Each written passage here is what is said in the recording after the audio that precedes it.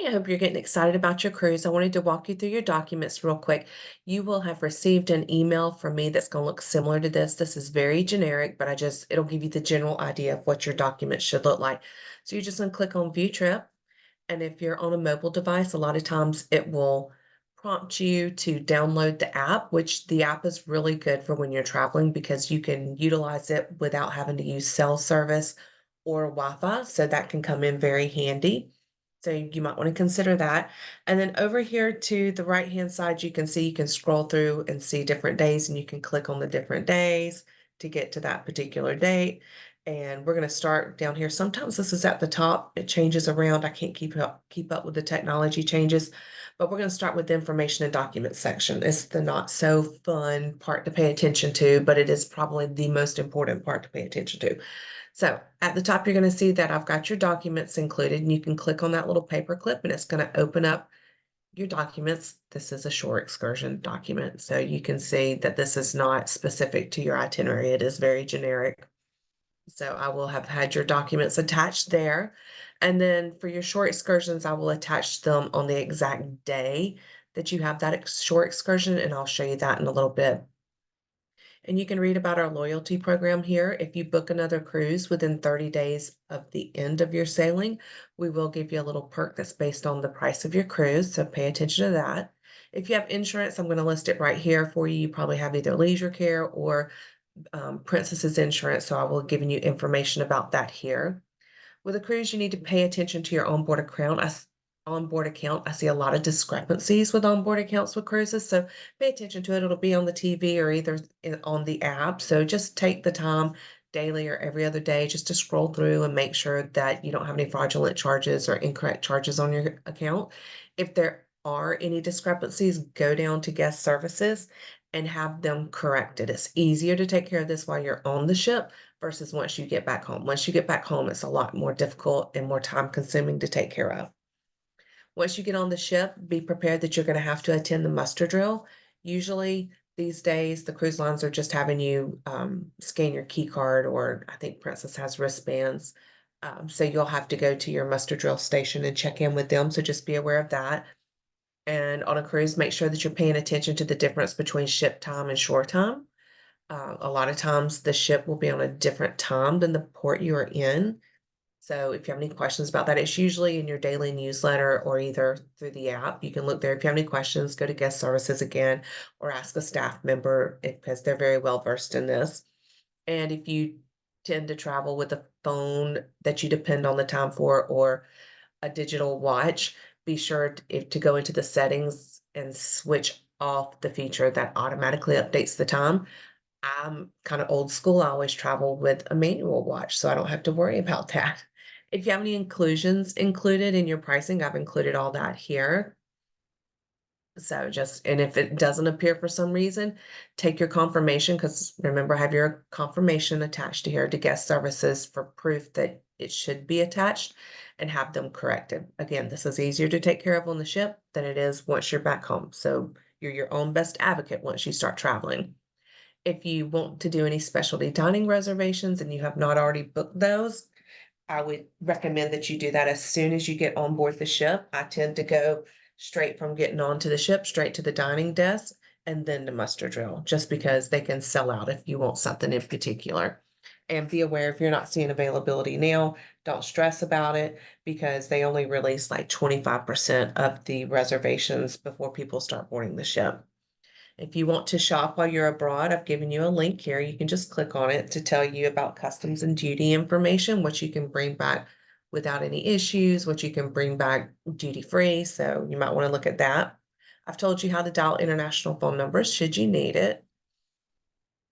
If you're flying, I've given you some information about flying domestically right here. So be sure to pay attention to that. That's going to give you your liquids rules and what to expect. Be aware that most airlines do charge for checked luggage, and they're all different. So check with your airline to see what your charges will be. Flight delays and cancellations are a real thing, so be aware of that.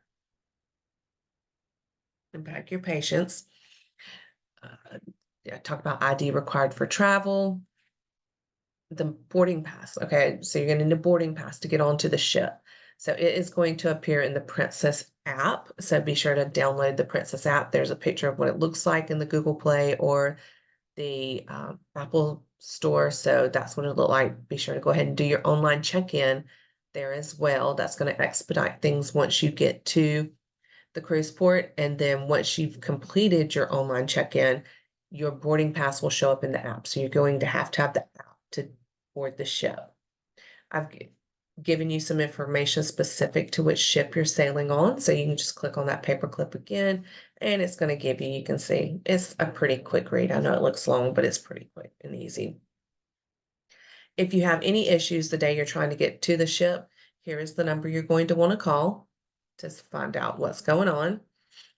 And if you want to know about Princess's Cruise Line protocols for COVID, there are none in place right now, but it could change. Oh, look, they don't even have it anymore. I should probably take that out. The Princess Medallion class app, I talked about that a few minutes ago. Just be sure to download it and get that all taken care of. Princess Cruise Line dress code, I've given you that. And remember, when you travel, you're going to experience different cultures and different places. So don't have the same expectations when you travel as you do here in the United States, because that's one reason we travel is to experience new things. And then if you have any issues, I've told you who to call. If you encounter any issues with your flights, talk to the gate agent. They have the most power. Remember to be nice. And if your flight gets majorly delayed to a point where you will miss a connecting flight or canceled, let me know. Sometimes I can handle it for you, but typically it's easier for you to go straight to the gate agent and talk to them. Also, the airlines have made it super easy these days just to go through their app and change or reschedule your flights. So if it were me, I would go to the closest gate agent. It doesn't have to be at the gate that I'm flying from, just it has to be a representative of the airline I'm flying on. So for example, if I was flying on Delta, I have to work with a Delta agent, but it doesn't have to be at A3 because that's where I got off. If and it doesn't have to be at A10 just because that's where I'm supposed to fly from. It could be at A15. So just find you a Delta Gate agent. And while I was waiting in line for that, I would be on the app trying to reschedule my flight. And if it is majorly delayed, it is acceptable to ask for a food voucher, a hotel voucher, a lounge voucher, a VIP lounge voucher, or even a seat upgrade. They don't have to do any of these things for you, but a lot of times they will. So I would ask for it if I have any problems. And then also, if you have insurance and if your flight is delayed by, each insurance company is different, but let's say like 6 hours, be sure to save all of your receipts for food, um, hotel, any transportation you may have had to pay for out of pocket, that kind of stuff, so that you have the right documents once you get back home to file an insurance claim. And then I've also given you some information about the different protocols that you're visiting. So you can just click on those little paper clips to see if I have the information available. I don't always have information available for that, but if I do, I've listed it for you. I've given you a well-being travel checklist. This is just some tips on how to stay healthy while you travel. And then, of course, we have our COVID travel advisory, which is pretty much going away, but it's still there. All right, so over here on the left, we're going to go back up to our cruise itinerary, and you can see if you just start scrolling through, and this is kind of cool because you can click on the deck plans here, and it's going to show you the deck plans so that you can navigate around the ship and learn about the ship. And then I've given you your itinerary and the days that you have a excursion, I've given you the information. So I will tell you what the confirmation number is, who it was booked through, the time, and this one is on local time. So that's an indicator that the ship time and local time are probably different. So again, pay attention to that. And with your short excursions, always be sure to carry your printed confirmation with you as proof of payment. And then we will have given you meeting instructions here on where to find your tour.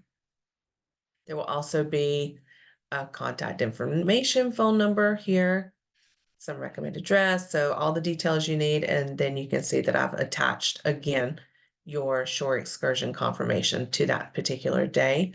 Remember down here under information and documents, I've also got it here for you. All right, so you've got it in two places, so you shouldn't have any issues. And then there was one other thing, let's see. And if you have flight information, I've attached that for you as well. Okay, oops, hold on. Let's come back this way. Okay. And then if they gave us a map for this shore excursion meeting spot, I will have given you a picture of that as well. I know I put an example in here, right here. I will have given you um, the map as well, just because sometimes the links that they provide you don't always work outside the country, because you can see, they say to see a map displaying the meeting location, click here. So sometimes that doesn't work. That's why I attached a picture as well. If you have flights, if it's a domestic flight, you're going to have to be at the airport 2 hours ahead of time. If it's an international flight, you're gonna have to be at the airport 3 hours ahead of time. So be aware of that. I didn't put flight information on here, but if you do have flight information, it will be here where it's supposed to be. So that's pretty much it. That's just a brief walkthrough of your documents. I hope you're getting excited. If you have any questions, don't hesitate to call me. Thanks. Talk to you soon.